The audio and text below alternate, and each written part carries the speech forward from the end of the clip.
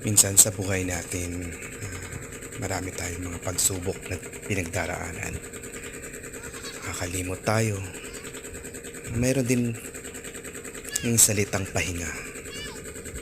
Oo, salitang pahinga, maaari natin ma-relax yung ating isipan, magnilay-nilay, at pagbulay-bulayin ng mga bagay na kailangan nating gawin. Hindi palaging nakatutok lang tayo kung ano yung hinaharap natin at ginagawa natin. Minsan, kailangan din natin ng pahinga. Anong At ginagawa mo? pahingang ito ay makapagbibigay sa atin ng inspirasyon Wala. na muling magpatuloy at muling lumaban sa hamon ng buhay. Oo, mahirap.